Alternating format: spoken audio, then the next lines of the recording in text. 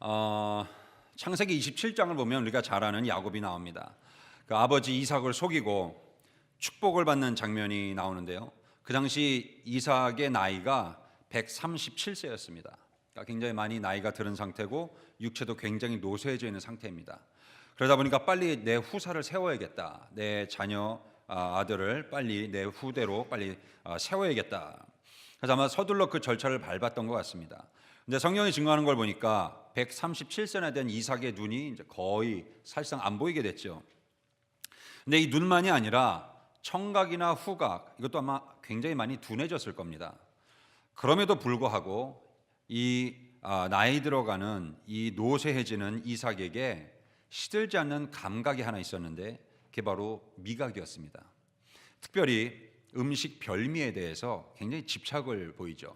그래서 27장 4절에 보니까 나의 즐겨하는 별미를 만들어 가져다가 먹게 하여 너를 축복하게 하라, 그렇게 얘기를 합니다. 에서에게 말한 거죠. 이미 그 전부터 보니까 이삭은 에서의 사냥한 고기를 아주 좋아함으로 그를 사랑했다, 그렇게 표현이 되어 있습니다. 그러니까 결국 이삭은 에서와 야곱에 대해서 별로 영적인 고민을 하지 않은 것 같습니다. 에서가 막 사냥하러 돌아다니고 이방 저 해쪽 속 여인들을 아내로 삼고 그런 것들이 아내 리브가와 이 아버지 이삭 두 사람에게 굉장히 근심거리가 되었다고 성경이 증거하고 있는데, 이삭은 그럼에도 불구하고 에서에게 따끔한 소리, 싫은 소리 그런 걸 안 한 것 같아요. 일이 이렇게 된 원인 중에 하나가 바로 이삭의 미각에서 비롯된 것입니다. 만약에 에서가 그렇게 아무것도 안 하고 밤낮 들판이나 쏘다니고 허건날 집에도 안 들어오고 또 이방 민족의 집에서 이 여인 저 여인 만나면서 거기서 잠자고 들어오고, 그렇게 되면 이삭이 가만히 있어야 되겠습니까? 근데 에서가 그냥 들어오질 않아요. 들어올 때 사냥을 해서 싱싱한 고기, 특별한 음식, 요 별미를 만들어 가지고 갖다 드리는 거예요. 그러니까 이게 괜찮거든요. 그래서 이 이삭은 자기 노년의 즐거움을 점점 미각의 즐거움에 맡겼던 것 같습니다. 그렇게 이 미각의 즐거움에 빠지는 동시에 이삭의 영적인 눈도, 영적인 안목도 점점 둔해지고 있었던 것입니다. 이삭의 노년 생활이 미각의 즐거움에 빠지면서 또 하나 아주 중요한 치명적인 실수를 했는데, 그게 세상 중심적이었다는 겁니다. 그게 연결이 되어 있는 거예요. 지금 이삭은 단순히 육체의 미각의 즐거움 빠지는 그것만이 아니라 그렇게 되면서 에서가 갖추지 못한 치명적인 약점을 그냥 간과해버렸습니다. 에서는 이스라엘의 조상이 될 만한 영성이 없었어요. 사실 에서는 인간의 눈으로 보기에는 굉장히 인간미 넘치는 사나이다운 사나이였습니다. 광야와 산길을 타고 다니면서 정말 단련된 몸으로 최고의 그 뛰어난 사냥 실력을 발휘하면서 정말 남자 중에 남자죠. 그래서 그 아까 말씀드린 몇 개 다른 이방 민족들 가운데 자기 아내로 삼은 여인들이 있을 만큼 그렇게 인기도 많았고, 주변 민족들, 세상 사람들의 눈에는 멋지고 능력 있고 호탕하고 정말 지도자다운 사람으로 보였지만, 실제로 제일 중요한 것, 하나님이 아브라함의 후대를 이어서 이삭의 그 후대를 이어서 이스라엘의 조상이, 영적 조상이 될 만한 영성 있는 지도자감은 아니었다는 겁니다. 그렇다면 이삭은 마땅히 고민을 했어야 됐습니다. 근데 고민의 흔적이 없어요. 성경의 증거를 보면 오히려 고민은커녕 에서를 편애했다, 이렇게 되어 있는 겁니다. 에서가 가져다주는 그런 음식 별미에 영적인 눈이 사실상 한동안 가려진 상태입니다. 다시 말하면 내 중심적, 세상 중심적, 육체 만족적인 것이었죠. 하나님은 우리에게 이 오감을 주셨어요. 시각, 청각, 후각, 미각, 그리고 촉각. 이 오감에 의해서 우린 살아가는데 굉장히 중요합니다. 이 오감에 의해서 우리는 모든 걸 인식하고 알아내고 정보를 받아내고 생각을 하고 굉장히 중요하죠. 그래서 이 오감 중에 하나라도 제 기능 제대로 못하면 굉장히 고통스럽죠. 그죠? 굉장히 힘들고 어려움을 겪습니다. 그러나 오늘 이삭의 경우처럼 이 오감이 자기 육체 중심적인, 세상 중심적인 삶에 이용되고 악용되고 남용되면 우리 육체는 기름질지 몰라도 우리의 영혼은 비쩍비쩍 말라가는 것입니다. 중요한 것은 우리 육체의 감각, 이 오감의 만족은 우리의 영성에 의해서 통제돼야 한다는 것입니다. 영성에 붙들린 오감이 진정 행복할 수 있고 축복이 되고 삶을 변화시킨다는 거죠. 오늘 본문 말씀은 한 사마리아 여인이 예수님하고 대화하는 장면 그 중에 하나입니다. 그러니까 20절 보시면 우리 조상들은 이 산에서 예배하였는데 당신들의 말은 예배할 곳이 예루살렘에 있다 하더이다, 이렇게 말을 했어요. 이게 무슨 말이냐면, 여러분도 잘 아시다시피 원래 예배드리는 성전은 한 군데밖에 없죠. 하나죠. 근데 이스라엘이 우리 한국처럼 남북으로 이렇게 갈라지면서 쪼개지면서 북이스라엘 남유다로 나뉘어지니까 성소가 졸지에 두 개가 된 겁니다. 사마리아 여인은 북쪽에 사는 북이스라엘 사람이에요. 사마리아. 그러니까 이 사람은 자기네 땅에 산에 있는 그리심산이라고 있는데 그 산에서 예배하는 사람들이에요. 근데 예수님을 보면서 예수 당신네 사람들은 어떻게 예루살렘에서 예배를 드릴 수 있냐 이거죠. 그래도 하나님이 거기서 예배를 받으시냐는 겁니다. 둘 중에 한 군데 계시는 거 아니냐는 거예요. 그렇다면 어디서 예배를 받으시느냐, 뭐 이런 류의 질문을 하고 있는 겁니다. 그러자 예수님이 22절에서 대답하시는 거죠. 이 산에서도 말고 예루살렘에서도 말고 너희가 예배할 때가 이르리라 말씀하셨는데, 예수님은 분명히 말씀하십니다. 이 산도 아니고 예루살렘 성전도 아니고, 한마디로 말해서 믿음은 특정 공간의 문제가 아니라는 겁니다. 신앙은 삶의 문제이지 예배당의 문제가 아니라는 거죠. 예배를 드리는 것은 삶의 문제입니다. 삶 전체가 예배가 되도록 해야 됩니다.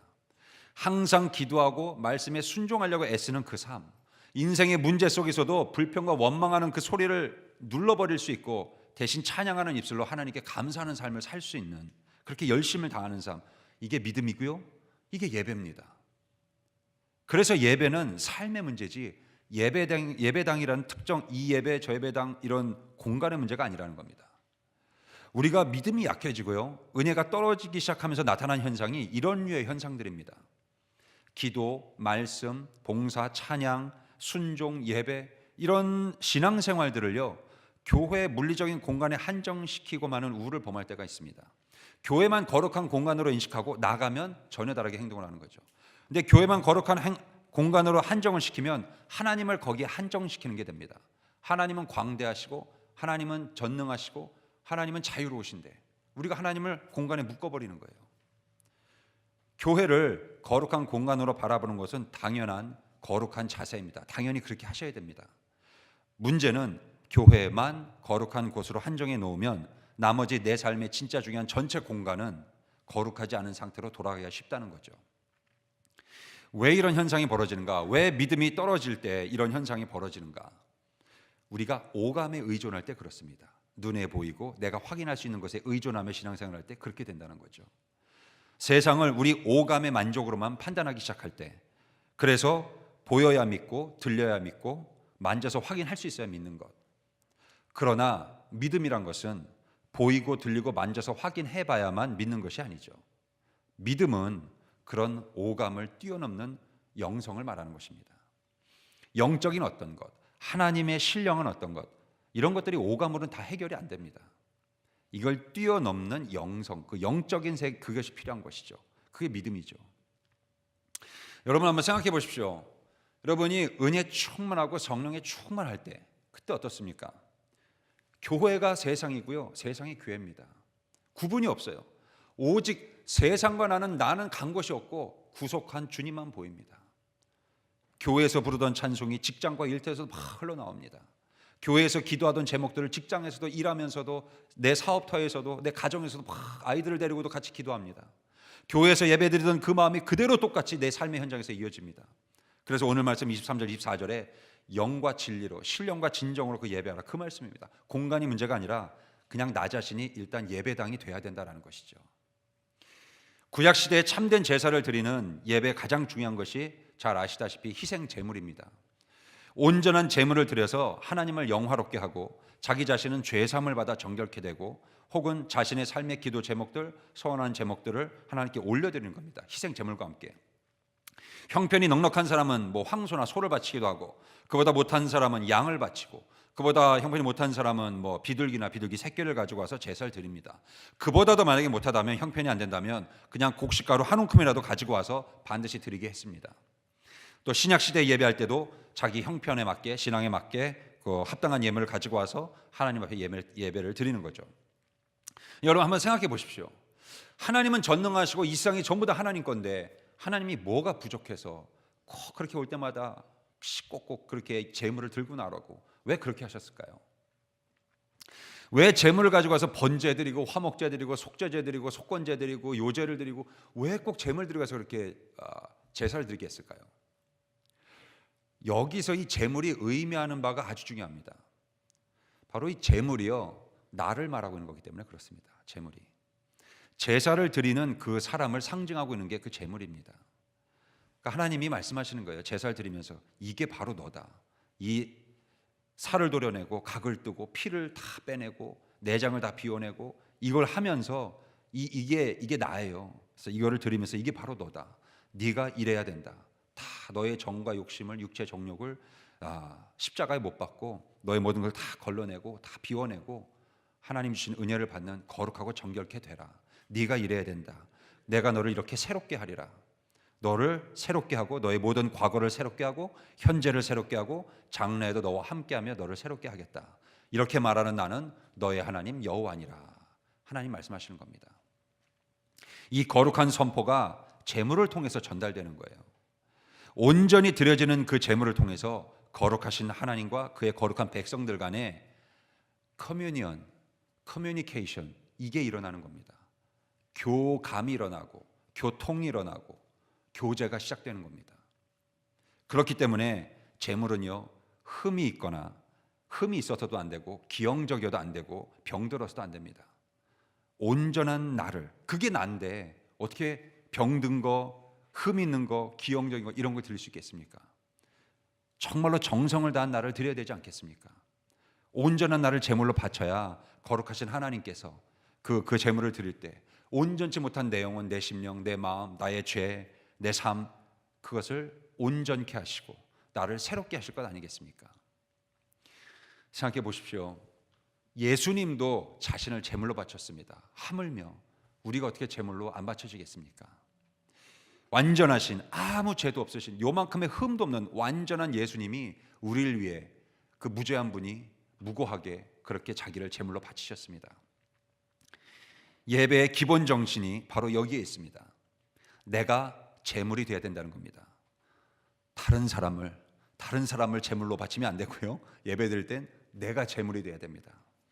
내가 제물이 되어야 하고, 내가 죽어야 하고, 내가 희생하겠다는 결단이 있어야 되고, 내가 하나님께 바쳐지겠다는 신앙 고백이 있어야 된다는 거죠. 그렇게 세상을 향해 힘차게 선포되는 영적 사건이 일어날 때 세상적인 내 오감을 만족시켰던 것을 뛰어넘는 진짜 영성 있는 예배, 영감 있는 예배, 참된 신령과 진리의 예배가 이루어진다는 것을 믿으시기 바랍니다. 이것이 바로 예배의 정신입니다. 예배의 마음이고요. 이사야서 6장에 보시면 그 천사들 중에 종류가 있지 않습니까? 천사 중에 특별히 스랍이라는 천사가 나옵니다. 스랍.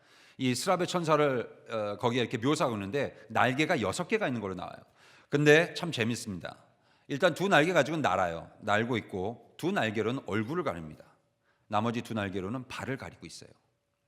근데 그 이유는 얼굴을 가린 것은 자기의 영광을 하나님 앞에서 가리는 거고 발을 가리는 것은 자기의 허물을 가리는 겁니다. 하나님을 보위하면서 하나님의 영광을 계속 찬양하는 그 천사들이 하늘을 날면서 하나님 앞에 거룩하게 하는 그 모습이 그겁니다. 하나님의 임재와 영광 앞에 서 있는 천사의 모습이 꼭 우리 하나님의 종들, 쓰임받는 성도들의 모습이 아닌가 그런 생각이 듭니다. 우리가 신앙생활 하면서 주의 일하고 맡겨진 사명 감당하고 그럴 때 우리 힘의 3분의 1은 내 영광을 가리는 데 사용하고 우리 힘의 3분의 1은 내 허물 가리는 데 사용하고 나머지 3분의 1 가지고 주의 일 해도 충분하다는 것이죠. 우리 주님이 그것을 받으신다는 것입니다. 겸손함이라는 것은 그냥 이렇게 맥없이 조용히 앉는 게 겸손함이 아니죠. 여러분 겸손해지려면요 아시겠지만 엄청난 에너지가 필요합니다. 이걸 가려야 되기 때문에요. 이게 보통 힘든 게 아닙니다. 순간순간 치고 올라오는 이 교만과 이 악한 우리의 본성들이 이거를 누르고 이걸 가리고 여러분 겸손해진다는 것은 엄청난 에너지가 필요합니다. 자기 얼굴을 가려야 하고 허물을 가려야 하고 하나님께 쓰임받는 종의 특징은 겸손함이고요. 자기 부인입니다. 자기를 부인하는 것. 그렇게 하나님의 영광을 위해서 쓰임받는 모습에 있다는 거죠. 여러분 이렇게 예배당에 오셔서 이 귀한 시간을 하나님 앞에 바쁘고 힘든 와중에도 예배를 드리시는데 이 시간을 온전한 시간으로 들으시기를 간절히 축원합니다. 정말 그 시간이요, 정말 내게 소중하고 중요한 시간으로 하나님께 드리는 것인데, 혹시라도요, 꼭 지금이 아니라 혹시라도 나중에라도 내가 볼일 다 보고 난 다음에 시간 남은 거 시간 있으니까 그냥 교회 나오는 게 아닌지, 또는 쓰고 다 남은 짜투리 시간 요만큼 있으니까 교회나 가보자 그러고 오는, 혹시 그런 건 아닌지, 그런 적은 없는지, 항상 주님 앞에서 자신을 단장하고 거룩하게 날마다 준비하며 살아가는 제사장의 마음을 가지고 주님께 제물로 드려지는 나의 삶을, 내 모습을 비춰보고 잘 판단을 해야 된다는 것입니다. 제가 어느 웹사이트에서 어디선가 우스갯소리로 이런 글이 써있는 걸 봤는데, 친구가 시험에서 낙제했을 때 눈에서 눈물이 난다. 그러나 나의 친구가 시험에서 1등을 했을 때 나의 눈에선 피눈물이 난다. 여러분은 경험 안 하셨을 것 같아요. 저는 솔직히 경험을 했습니다. 경험이 있는데, 여러분, 우리가 믿음이 없고요, 영적인 눈으로 바라보면서 살아가지 않는다면 우리 살아가면서 눈에서 이런 눈물, 피눈물 그런 흘릴 때가 있죠. 그래서 믿는 사람들도요, 사실 믿는 사람들도 믿음이 아닌, 영적 삶이 아닌 이 세상의 육체적인 그런 삶에 오감에 찌들어 살다 보면, 그러면 이렇게 막 눈물 피눈물 흘리면서 스트레스 받고 고통스러워하고, 이 경쟁 사회 속에서 막 그냥 막 속된 말로 뚜껑이 열리고, 걱정과 근심에 눌려가지고 또 두려움과 불안에 살아가는 그런 우리 모습들이 있을 수밖에 없는 겁니다. 그래서 이 세상에 네 종류의 사람이 있다고 하죠. 첫 번째는 천부적으로 타고난 사람입니다. 태어날 때부터 천부적인 재능을 가지고 있기 때문에 이 사람은 이길 수가 없죠. 뭐 똑같은 사람과 대결한다 그러면 이 사람은 그냥 너무나 빠른 속도로 너무나 많은 양을 할 수 있기 때문에 타고난 사람. 근데 이 타고난 사람이 당해내지 못한 사람이 노력하는 사람이라 그래요. 노력하는 사람은 타고난 재능이 모자라기 때문에 이 노력하는 사람을 만나면 엄청나게 노력한다는 겁니다. 그냥 노력을 하고 또 하고 또 하고 계속 노력을 해서, 그러다 보면 재능이 노력을 이길 수 없다고 말을 합니다. 그러나 이렇게 노력하는 사람도 이기지 못하는 사람이 있는데, 그 사람은 즐기며 일하는 사람이래요. 즐기는 사람. 그러니까 이 사람은 노력의 차원이 아니라 진짜 재밌는 거예요. 진짜 즐겁고. 그래서 이게 일이 아니라 즐겁고 재미있게 그냥 그렇게 사는 겁니다. 그러니까 힘든 것보다도 막 즐거워요. 그래서 이런 사람이 많지는 않죠. 극소수인데, 이런 극소수의 사람들을 살아가는 모습들이 자기가 딱 원하는 일을 하면서 이렇게 막 즐겁게 시간 가는 줄 모르고, 그러니까 이 사람을 당해낼 사람이 없는 거예요. 아무리 노력을 해도 이길 수가 없는 거예요. 근데 이렇게 당해낼 수 없는 천하무적에 즐기는 사람도 당해내지 못한 사람이 있답니다. 그 사람이 성령 받은 사람이라는 거예요. 성령 받은 사람. 즐겁고 재밌고 의미 있는 것도 이 세상이라는 한계 안에 있는 겁니다. 그게. 근데 이 세상의 한계를 뛰어넘지 못하고 그 위에 덜컥 걸려버리면, 여기서부터는 그 위에 걸 사람이 갈구하기 시작한다는 거예요. 세상의 한계를 넘어가는. 왜냐, 사람은 기본적으로 영적인 존재이기 때문에 그 한계에 부딪히면 그 이상의 어떤 영적 즐거움과 그 만족을 이렇게 추구하게 된다는 거죠. 갈구하게. 근데 그걸 못하는 겁니다. 그래서 타고난 사람, 노력하는 사람, 즐기는 사람은 이 세상에 속한, 육체적인 삶에 속한 이 오감의 만족에 의지해서 살아가는 사람이지만, 성령 받은 사람은 타고난 거, 노력하는 거, 즐기는 거, 그 이상에 있는 영적인 것을 가지고 살아가는, 참 진정한 축복을 누리며 살아가는 사람이라는 것입니다. 왜냐하면 이 오감의 만족을 뛰어넘는 영성으로 하나님과 동행하는 삶을 살아가는 그런 축복이 있기 때문입니다. 아까 말씀드린 야곱과 에서를 생각해 보시면, 야곱이 형 에서를 속이고 황급히 도망을 갑니다. 그렇죠? 그 도망 다니는 그때 지역 하나를 지나가는데 거기에 하란이라는 지역이 있어요. 그래서 거기서 너무 피곤해서 처량한 신세로, 우리가 찬송가에도 부르지 않습니까? 돌베개를 베고 자는 것 잠 같습니다. 그러면서 하늘을 지붕 삼아, 그냥 땅을 이불 삼아 그렇게 그냥 자는 거죠. 이불도 하나도 없이 허벌판에서 그러고 추위에 떨면서 돌베개 베고 자는 겁니다. 그때 큰 하나님의 은혜가 임해서 그가 하나님을 보게 되고 하나님을 만나게 되죠. 큰 은혜가 임하죠. 그리고 나서 이 야곱의 입에서 터져나오는 말이, 여호와께서 과연 여기 계시거늘 내가 알지 못하였노라, 이 말이 터져나옵니다. 근데 이게 무슨 말이냐면요, 여기를 처음 온 게 아니에요. 지금 이 야곱이 그 전에 여기를 몇 번을 왔다 갔다 했습니다. 근데 왔다 갔다 했는데 몰랐다는 얘기예요. 이 사실을, 하나님이 여기 계시다는 걸. 왜냐하면 그동안에는 오감으로 다녔기 때문에 그렇습니다. 그냥 이 오감으로만 봤기 때문에 하나님을 못 본 거예요. 근데 은혜를 받고 나서 영적으로 보니까, 이 영성으로 보니까 이곳이 하나님 계시는 하나님의 집이구나, 하나님 집 같은 곳이구나, 그런 깨달음과 탄성이 터져 나오면서 그가 그 지역을 이름을 짓습니다. 베델이라고. 그래서 베트엘 해서 엘은 하나님, 베트는 집. 여기가 하나님의 집이다, 하나님이 임재한 곳이다, 내가 하나님 만난 곳이다라고 지명을 짓는 거죠. 히브리서 11장 1절에 보시면 믿음은 바라는 것들의 실상이요 보지 못하는 것들의 증거니 말을 했는데, 사람들은 이 말 들으면 신앙은 비현실적으로 말합니다. 왜냐하면 안 보이는 게 어떻게 믿어지냐라고 얘기를 하는 거죠. 그래서 세상은 말합니다. 이 세상은 보이는 대로 믿는다. 그러나 성경은 믿는 대로 보인다라고 얘기하는 거죠. 세상은 눈에 보이는 만큼 믿는다라고 말하지만 믿음은 믿는 만큼 볼 수 있다라고 얘기를 하는 겁니다. 신앙은 결코 비현실적인 것이 아닙니다. 믿음은 현실주의입니다. 우리 한번 띄워주실까요? 믿음은요, 현실을 이겨내기 위해서 굉장히 현실적인 태도를 취합니다. 허상, 망상, 이상에 사로잡히지 않고 자기의 현실을 가장 현실적으로 생각하는 사람들이 그리스도인들입니다. 왜냐하면 하나님께서 망상이나 환상 속에 역사하는 게 아니라 현실 속에서 역사하시기 때문입니다. 현실에 뿌리 내린 믿음이 영성 있는 삶을 살아가는 거죠. 그래서 믿음은 현실주의입니다. 그 대신 현실주의지 현세주의가 아닙니다. 현재 세상에 만족하는 현세주의가 아니에요. 현세주의는 현재 세상만을 중요시하고 내세, 즉 죽음 후에 오는 세상, 영적인 것에 대해서 관심이 없는 태도를 말하는 겁니다. 그게 현세주의예요. 근데 에서가 그랬어요. 에서가 하나님이 주신 장자권, 축복권 이런 거 관심이 없었어요.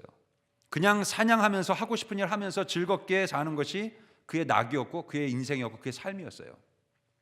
세상의 오감을 만족시키는 그 이상의 영적인 것엔 관심이 없었습니다.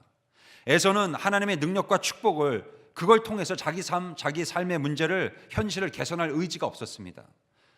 현세주의가 그렇습니다. 현세주의가 문제에 이 육체의 감각을 만족시켜주면요, 사는데 별 문제를 못 느끼고 그대로 살아가는 겁니다. 오감에 만족을 시켜주면 더 이상 따지지 않습니다. 그냥 그대로 세상에 묻혀서 그대로 시간 보내고 세월 보내고 인생의 마지막을 맞이하게 됩니다. 그러나 야곱은 그렇지 않았습니다. 야곱은 비록 너무 현실적이어서 좀 이기적이긴 했지만 그 대신 그는 형 에서처럼 세상적인 삶의 재미와 의미에만 묻혀 살려고 하지 않았습니다. 왜냐하면 아버지 이삭의 축복권과 장자권을 믿고 있었기 때문입니다. 그것도 영적인 것에 대한 욕구가 있어야 그걸 뺏으려고 하는 것이지, 형 에서를 보십시오. 형 에서는 주어도 안 갔습니다. 그러나 야곱의 현실주의라는 것은 하나님의 영적 장자권과 축복권에 대해서 질문하기 시작합니다. 그리고 그걸 내 삶에 끌어들입니다. 관심을 갖기 시작하고 그것을 갈구하게 됩니다. 야곱이 에서보다 똑똑해서가 아니라 오감을 넘어서는 그 영적인 뭔가에 대한 그것에 자기의 삶을 걸고 도전했기 때문입니다. 그래서 야곱은 변화되기 시작했고 그의 삶은 달라지기 시작했습니다. 그래서 믿음은, 영성이란 것은 현실적인 것이고 현실에 뿌리 내린 영성이 삶의 참된 변화를 만들어 간다는 것이죠. 여러분, 반대로 사이비 종교들 보십시오.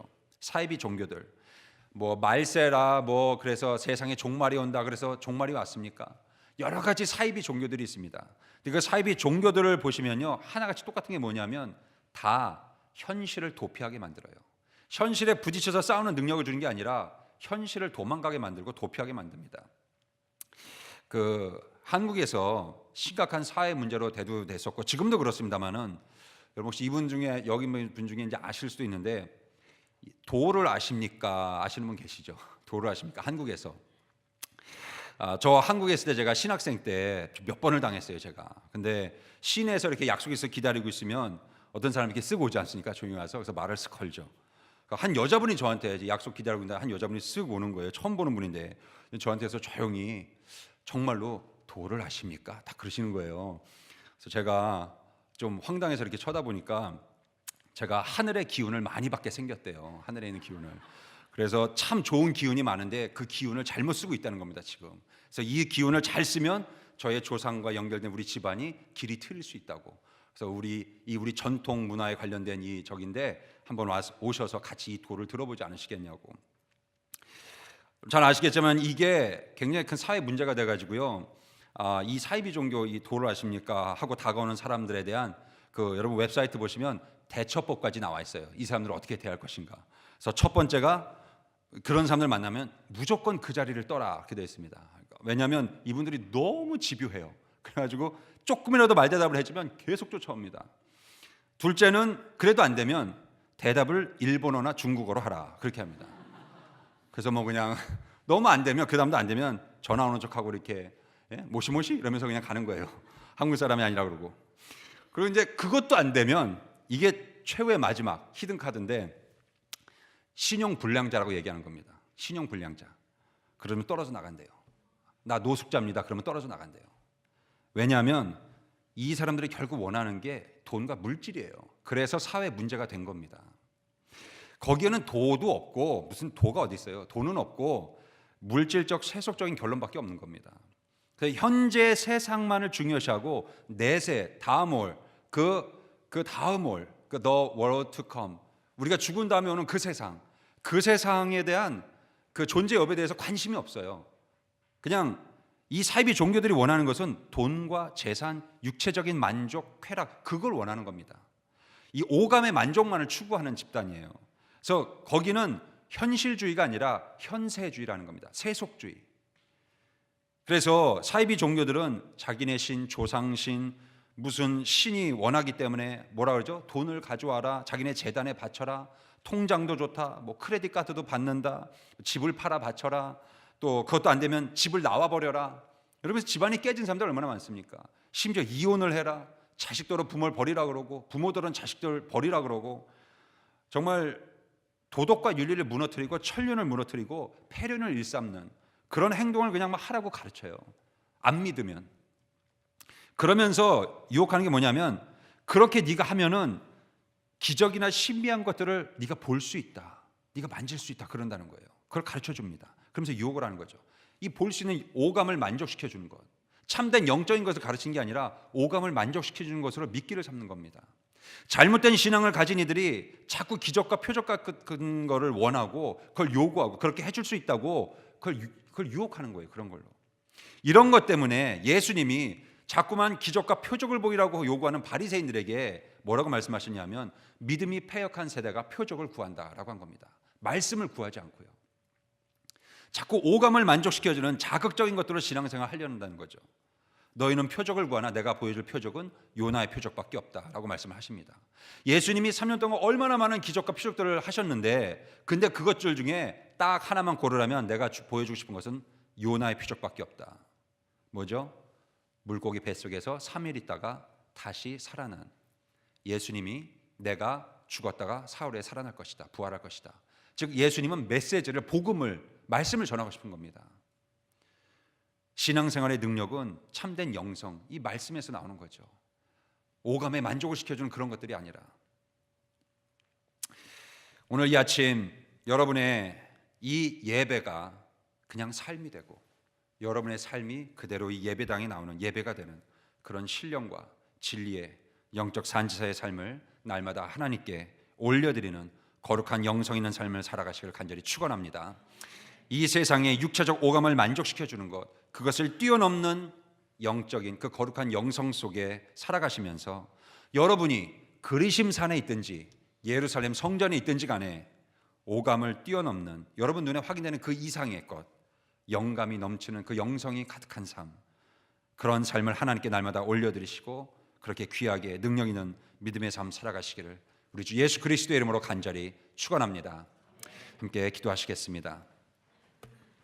하나님, 우리가 하나님께 예배하는 이 시간이 우리가 살아온 삶으로 가득한 예물이 있는 예배가 되게 하시고 우리가 나아가서 살아가는 삶의 현장이 온통 이곳에서 드려지는 예배로 가득한 우리 삶이 되게 하여 주시옵소서.